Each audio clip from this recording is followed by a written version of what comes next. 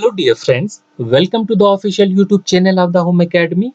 Indian polity पे multiple choice question की series चल रही है, जिसमें आज हमारा जो वीडियो का फिफ्थ पार्ट होगा। Direct to principle of the state policy पे हम क्वेश्चन करेंगे। ठीक है, तो इससे पहले मैं कुछ बातें आपको बताना चाहता हूँ। तो आप जानते हैं कि जेके पुलिस की तरफ से सब इंस्पेक्टर की नोटिफिकेशन आने वाली है। ठीक है, जिसमें 800 प्लस जो है सब इंस्पेक्टर की पोस्ट होगी। तो लास्ट डेट क्या होगी, कैसे अप्लाई करना है, जब ऑफिशियल नोटिफिकेशन आ जाएगी तो हम वो डिस्कस कर लेंगे। क्या एलिजिबिलिटी है, क्या सिलेबस होगा, ये सारी चीजें हम डिस्कस करेंगे। बट हमने इसकी प्रिपरेशन जो अभी से स्टार्ट क्यों की हुई है, क्योंकि इंडियन पॉलिटी जो है वो हर बार जो है इस पेपर में होती है और इस बार भी जो है वो होगी, उम्मीद करते हैं। ठीक है, इससे पहले हमने इस पे कुछ वीडियोस जो है वो बना चुके हैं। तो इससे पहले आप हमारे सोशल मीडिया अकाउंट्स पे जुड़े रहे, जिसमें फेसबुक, टेलीग्राम, यूट्यूब चैनल है, इंस्टाग्राम है, सारी चीज़ें हैं, इन पे जुड़े रहे।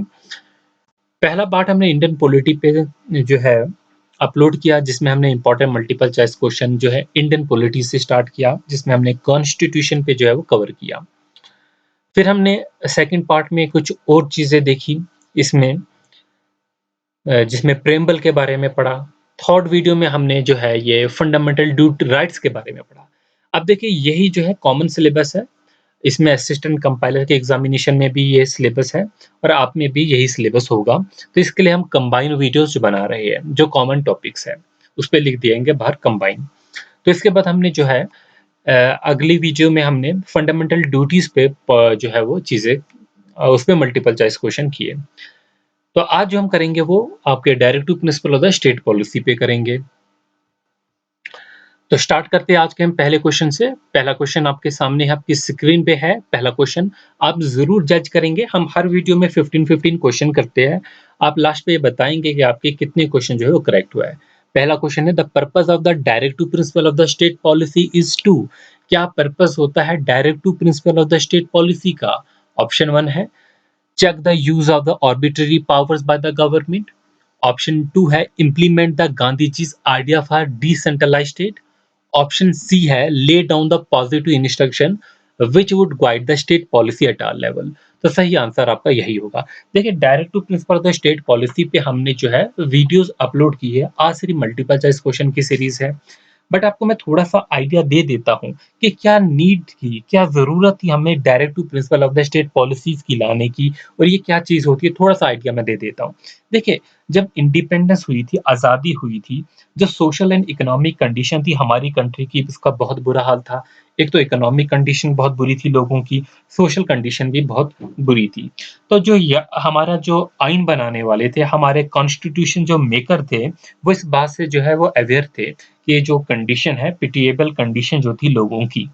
तो उन्होंने ये रियलाइज़ किया कि अगर हमने कंट्री को जो है वो तरक्की देनी है, तो इन लोगों के बारे में भी हमें सोचना पड़ेगा। They realise the condition of these poor people, illiterate people and the backward masses also, कि अगर हम चाहते हैं कि कंट्री प्रोग्रेस करे, तो इन लोगों की भी जो है प्रोग्रेस होनी चाहिए, तो ही कंट्री जो है वो तरक्की करेगी। तो इस वजह से इन्होंने जो है direct to principle of state policy को अपने आइन में जो है वो ऐड किया। So there was a need for certain steps and definite directives to improve the condition of the people. अब ये डायरेक्ट टू प्रिंसिपल्स है क्या? ये कुछ ऐसी गाइडलाइंस है जो कि गवर्नमेंट को अपने माइंड में रखनी है जब कभी वो कोई लॉ बनाएंगे, कि इनको अपने जो है वो दिमाग में रखना है कि हमको उन लोगों के बारे में भी सोचना है। तो थोड़ा सा मैंने आपको आइडिया जो है इसके बारे में दे दिया, ताकि जो हमने थ्योरी में पढ़ा था वो आपका रिकॉल हो सके और आप क्वेश्चन अच्छे से यहाँ पर सॉल्व करेंगे। चलिए, क्वेश्चन नंबर जो है वो 2 है। क्वेश्चन नंबर 2 में जो है बात क्या की गई है, which part of the Indian Constitution deals with the directive principles of the state policy? तो बताइए, इंडियन कॉन्स्टिट्यूशन का कौन सा पार्ट जो है वो डील करता है directive principle of the state policy से? तो सही आंसर आपका होगा पार्ट फोर्थ। पार्ट फोर्थ जो है इंडियन कॉन्स्टिट्यूशन का, वो डील करता है directive principle of the state policy से। तो directive principle of the state policy जो डिस्क्राइब है वो आर्टिकल 36 से लेकर 51 में है, part fourth of the constitution में। फिर हम अगली बात करने वाले हैं, आगे क्या है। क्वेश्चन नंबर थर्ड है, under the directives principal of the state policy up to what age of the children they are expected to be provided free and compulsory education। तो देखिए ये फ्री एंड कंपल्सरी एजुकेशन जो है किस as तक provide की जाए, तो ये हमारे पास जो है वो सही आंसर जो होगा वो 14 ईयर्स तक होगा। कुछ हमारे पास डायरेक्ट चेंज जो चीफ डायरेक्टिव प्रिंसिपल्स है उसमें से जो है ये कंपल्सरी एजुकेशन वाला भी आता है। जैसे कि हमारे पास है all the citizen of the society will have the right to adequate means of livelihood. ये भी एक हमारे पास जो है वो डायरेक्टिव प्रिंसिपल का एक चीफ प्रिंसिपल है। दूसरा प्रिंसिपल यही है कि achieving the free and compulsory education for all the children up to the age of 14 years. तीसरा प्रिंसिपल हमारे पास है providing adequate condition of the work and living to the poor section of the labours. हमारे पास fourth condition है assuring the decent standard of the life to all the citizens of India. इस तरीके से कुछ और भी हमारे पास प्रिंसिपल्स है। क्वेश्चन नंबर जो है वो 4 है। क्वेश्चन नंबर 4 जो है the articles of the constitution of India which deal with the directive principle of the state policies are. तो बताइए वो कौन कौन से आर्टिकल्स है कॉन्स्टिट्यूशन ऑफ इंडिया के जो कि डील करते हैं directive principle of the state policy से। तो वो आर्टिकल 36 से 51 के बीच में है जो कि इससे डील करेगा और पार्ट 4 में डिस्कस किए गए हैं। क्वेश्चन नंबर 5 है The directive principle of the state policies in the Constitution of India have been taken from which of the following। तो बताइए जो directive principle of the state policy है वो किस कॉन्स्टिट्यूशन से हमने बारो किया हुआ है। हमने फंडामेंटल राइट्स देखे, हमने फंडामेंटल ड्यूटीज देखी कि कहाँ से बारो की गई है, और आज क्वेश्चन है कि directive principle of the state policy कहाँ से बारो किया गया है। ये कंसेप्ट हम लेके आए हैं आयरलैंड के कॉन्स्टिट्यूशन से, the constitutions of the Ireland. देखिए ये सीरीज जिसने भी फॉलो की, क्योंकि हम यहाँ पर topic wise multiple choice question चला रहे हैं, ठीक है ठीक है, कोई ज़रूरत नहीं है वीडियोस को शेयर करने की, कुछ भी, जितने स्टूडेंट हैं आप ही जो है वो अच्छे से इसे कवर कीजिए, ठीक है। तो क्योंकि टॉपिक वाइज क्वेश्चन है, सारी की सारी रिवीजन आपकी होती है, कोई भी जो है कंसेप्ट हम नहीं छोड़ने की कोशिश करते हैं, जो भी थ्योरी में हमारा जो रह गया होगा उसको हम यहाँ पर कवर कर लिया करेंगे, ठीक है। तो जितने भी स्टूडेंट्स हैं आप जो है अच्छे से जो है वो एग्जाम की प्रिपरेशन करें, अपना एग्जामिनेशन निकालिए, ठीक है। कोई ज़रूरत नहीं शेयर करने के लिए, जितना करते हैं तो फिर कंपटीशन भी बढ़ता है, ठीक है। तो जितने आप स्टूडेंट हैं आप ही जो है बेनिफिट लीजिए। कहीं भी कोई डाउट होता है तो नीचे ज़रूर कमेंट में जो है वो बताया करें, और जो भी क्वेश्चन पूछा जाए उसका रिप्लाई ज़रूर दिया करें, ठीक है। बहुत कम रिप्लाई आता है जो भी हम क्वेश्चन पूछते हैं।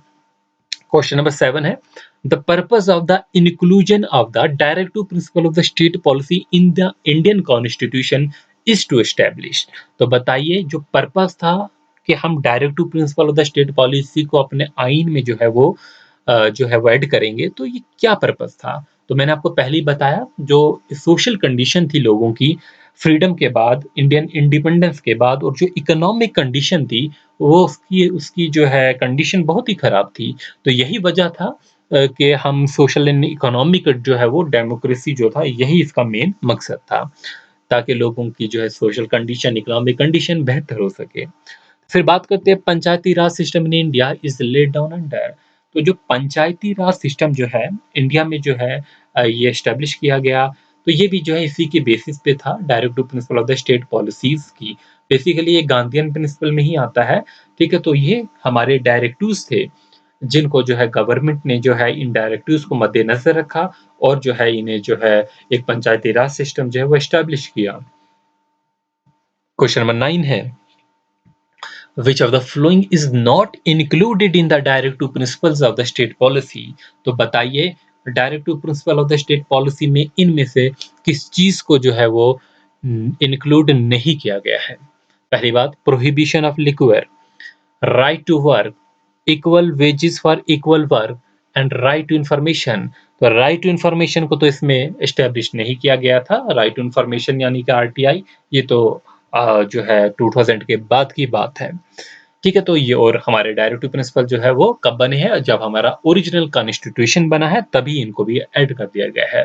और यही क्वेश्चन आगे हमने बनाया हुआ है कि directive principle of the state policy, पहला question, were added by the 42nd amendment act. देखिए क्यों ये क्वेश्चन फ्रेम किया गया, हमने पढ़ा था 42nd अमेंडमेंट एक्ट के बारे में, फंडामेंटल ड्यूटीज के बारे में, तो कहीं ना कहीं जो है वो मिस्टेक हो सकती है, इस वजह से सिंपल सा क्वेश्चन है, इससे जो है वो ऐड किया गया है, ठीक है। They were added by the first three amendment to the constitution do not form the part of the constitution, हम जानते हैं ये कब ऐड किया गया है, जब हमारा आइन बना है तभी इसे भी ऐड कर दिया गया है। So it is a part of the original constitution. Question number 7 है the directive principles are in the nature of, तो इसका नेचर बताइए कि डायरेक्टिव प्रिंसिपल जो है इसका नेचर क्या है। पहला, request to the government to pay attention to the certain subject. Second, instruction to the government to do certain thing. देखिए इंस्ट्रक्शन तो है, बिल्कुल की इंस्ट्रक्शंस है, गवर्नमेंट को जो है ये डायरेक्शंस है, एक किस्म की इंस्ट्रक्शंस है कि आप ये काम भी किया करें। Injunction of the government to refrain from doing, refrain तो नहीं हो सकता। Judicial injunction of the government to enact certain law, ऐसी बात नहीं है। तो इंस्ट्रक्शंस है, तो इंस्ट्रक्शन वाला आपका सही में आंसर होने वाला है। तो अगला क्वेश्चन है हमारे पास, the directive principles were incorporated in the constitution with view to, तो डायरेक्टिव प्रिंसिपल को जो है वो इनकॉर्पोरेट किया गया आइन में किस वजह से। पहला ऑप्शन है ensures a democratic government in the country, option B है establish welfare state, option C है provided a strong central government. तो सही आंसर जो होगा वो एस्टैब्लिश अ वेलफेयर स्टेट होगा। ठीक है, एक वेलफेयर स्टेट बनाने के लिए जो कि गांधी जी का एक सपना था कि डायरेक्टिव प्रिंसिपल्स को हमने ऐड कर दिया गया है। क्वेश्चन नंबर 13 है which of the following has been wrongly listed as the directive principle, तो बताइए which of the following has been wrongly listed as a directive principle। तो हर वीडियो में हम आपको जो है वो एक क्वेश्चन देते हैं, उस वीडियो में क्वेश्चन नंबर 13 है जिसका आप सही में आंसर बताएंगे। पहला मैं ऑप्शन पढ़ लेता हूँ, provision of employment facilities to all abled bodies person. ठीक है, तो ये हमारे पास है। Option B, provision of adequate means of livelihood for all the citizen, protection of the worker and children. ठीक है, आपका आंसर जो है ऑप्शन बड़ा है लिखने के लिए, मैं आपको आंसर बता ही देता हूं, तो उसका आंसर पहला ही होगा। ठीक है, तो provision of employment facilities to all the abled body person. Question number 14 है which one of the following directive principle can be described as a Gandhian character. Simple है, ये आपके लिए होमवर्क रहेगा। क्वेश्चन नंबर 14 है, तो बताएंगे क्वेश्चन नंबर 14 का सही आंसर क्या होगा। क्वेश्चन नंबर 15 है, क्वेश्चन नंबर 15 है, क्वेश्चन नंबर 15 में बात की गई है which of the following directive principle is a non Gandhian. तो बताइए कि कौन सा डायरेक्टिव प्रिंसिपल है नॉन गांधीयन का। पहला, promotion of cottage industries in the rural area, बिल्कुल गांधी जी चाहते थे कि हम प्रमोशन करें कॉटेज इंडस्ट्रीज को की रूरल एरियाज में। Prohibition of the use of intoxicant expert for the medical purpose, के इंटॉक्सीडेंट का जो हम यूज ना करें, सिर्फ मेडिकल पर्पस तक के ले रखें। फिर prevention of the slaughter of the cows calf and other milk cattle, ये भी जो है वो गांधी जी की एक डायरेक्शंस थी। फिर provision of the free and compulsory education, तो ये गांधी जी से रिलेटेड नहीं है। तो आज की वीडियो के भी हमने 15 क्वेश्चन कंप्लीट कर लिए। होपफुली जो है आपने इसमें से सभी क्वेश्चंस के जो है वो जवाब दे दिए होंगे। ठीक है, तो आप बताएंगे आपका स्कोर कितना रहा। तो ऊपर हमारा जो क्वेश्चन वो 14 था, इसका आंसर जो है जरूर कमेंट सेक्शन में जो है वो लिखा करें। अब बात रही जेके जैसे कि सब इंस्पेक्टर की नोटिफिकेशन आने वाली है, इसका जब सिलेबस आएगा, ऑफिशियल सिलेबस आएगा, तो हम जो है उस पर वीडियो बनाएंगे। ठीक है, जो भी उसके लिए स्टडी मटेरियल बाकी चीज़ें होगी, ठीक है, जो भी इम्पोर्टेंट होगा एलिजिबिलिटी क्राइटेरिया, वो सारी चीज़ें हम डिस्कस कर लेंगे। ठीक है, तब तक के लिए जो है हम इसी सीरीज को फॉलो कीजिए। होपफुली यही जो है वो सिलेबस में होगा। Thanks for watching, wish you good luck.